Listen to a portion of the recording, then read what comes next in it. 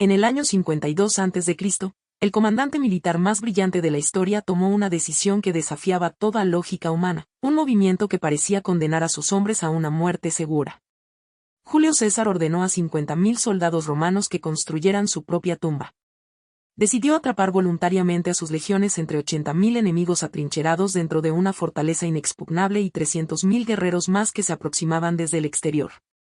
Piénsalo por un momento, 50.000 romanos aislados, sin rutas de escape, sin posibilidad de retirada, sellados entre dos ejércitos masivos que deseaban ver muerto hasta el último invasor latino. El destino de la civilización occidental pendía de una apuesta imposible, una jugada donde la locura y la genialidad se entrelazaban peligrosamente. Al final de este video, entenderás por qué el mayor genio militar de la antigüedad eligió enterrar vivos a sus soldados y cómo esta estrategia suicida forjó el imperio más dominante que el mundo jamás haya visto. Revelaré 3 secretos que cambiarán tu visión de la guerra antigua, la maravilla de ingeniería que convirtió una trampa mortal en una máquina de matar. El momento exacto en que César salvó personalmente a su ejército de la aniquilación total, y cómo el orgullo de un caudillo al rendirse alteró la historia de Europa para siempre. Para comprender esta locura, debemos regresar a la Galia, un polvorín a punto de estallar.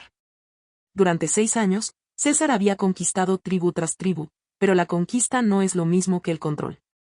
Las tribus galas, llevadas al límite, encontraron una esperanza en Vercingétorix. Este no era un simple jefe tribal, el príncipe Arverno había logrado lo imposible, unir a más de 40 tribus que llevaban generaciones matándose entre sí bajo un solo estandarte. Antiguos enemigos dejaron de lado sus disputas de sangre para enfrentar la amenaza común de Roma. La situación de César era precaria. En Roma, sus enemigos políticos esperaban su fracaso para despojarlo de su mando, lo que significaría el exilio o la muerte. Esta campaña no era solo por la gloria, era por su supervivencia física.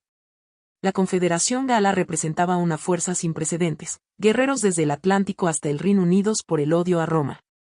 Cuando los exploradores romanos informaron sobre Alesia, cualquier comandante razonable habría buscado otro objetivo. La fortaleza se asentaba sobre una meseta rodeada de ríos y valles, una defensa natural casi inexpugnable donde Vercingétorix había reunido a 80.000 de sus mejores guerreros. La geografía de Alesia era una pesadilla táctica, pero César vio lo que otros no, una oportunidad nacida de la arrogancia enemiga. Vercingétorix creía estar seguro tras sus muros, pero esa fortaleza también podía ser su prisión. 80.000 hombres consumían suministros a un ritmo aterrador. En lugar de asaltar la colina o retirarse, César ordenó a sus 10 legiones algo inaudito: construirían una muralla de 11 millas rodeando completamente la meseta. Sin embargo, el tiempo corría en su contra. Mientras los romanos cavaban, Vercingétorix envió mensajeros a cada rincón de la Galia, convocando al mayor ejército de socorro en la historia de su pueblo.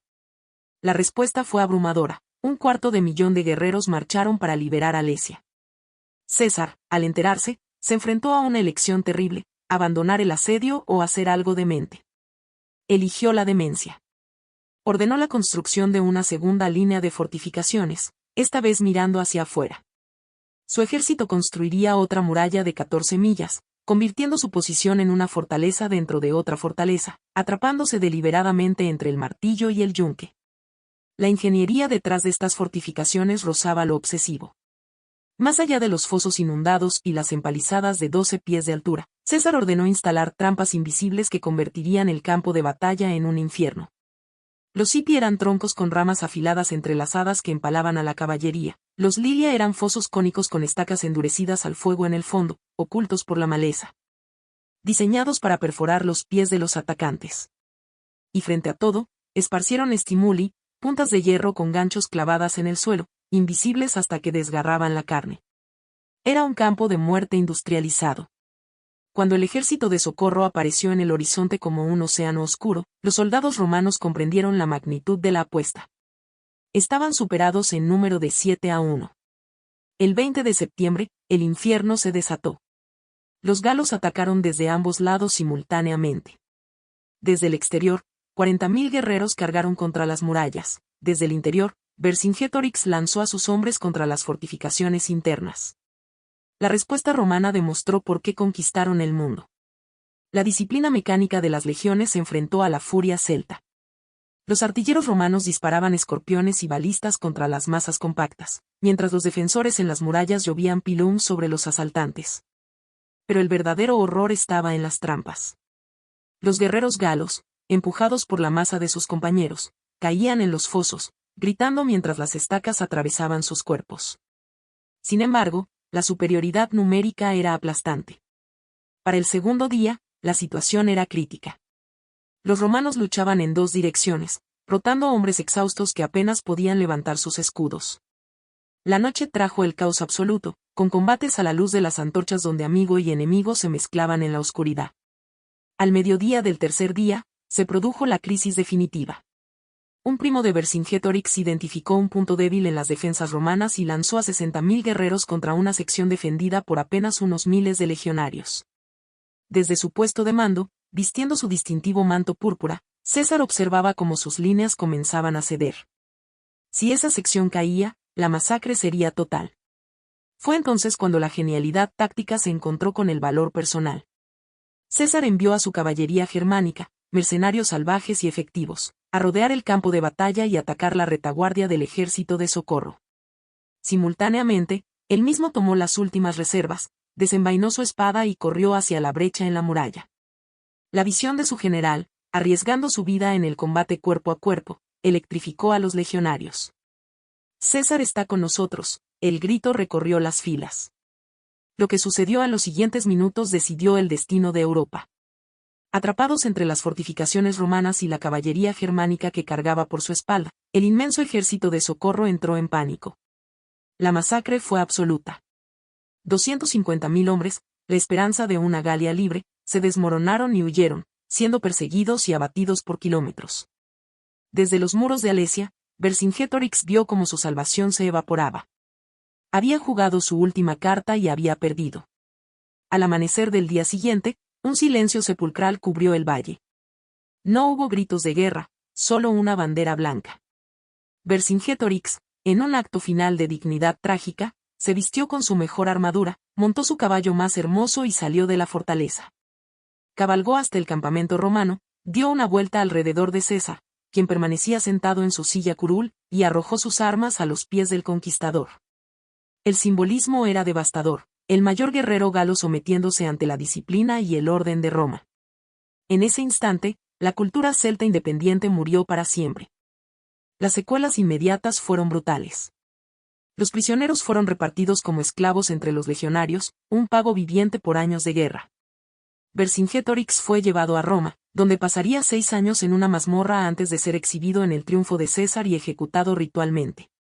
Pero el legado de Alesia trascendió la muerte de un hombre o la esclavitud de un pueblo. Esta victoria aseguró la dominación romana sobre la Galia, creando un amortiguador que protegería a Italia durante siglos y permitiría la expansión de la cultura latina, el derecho romano y, eventualmente, el cristianismo por todo el continente. Sin Alesia, el mapa lingüístico y cultural de la actual Francia, Bélgica y Suiza sería irreconocible. César no solo ganó una batalla, escribió un manual sobre cómo conquistar lo imposible. Su estrategia de doble amurallamiento se estudiaría en las academias militares durante 2 milenios. Alesia nos enseña una lección filosófica profunda sobre el liderazgo y el riesgo. Cuando se enfrenta a probabilidades imposibles, la respuesta no es la retirada tímida, sino la audacia calculada.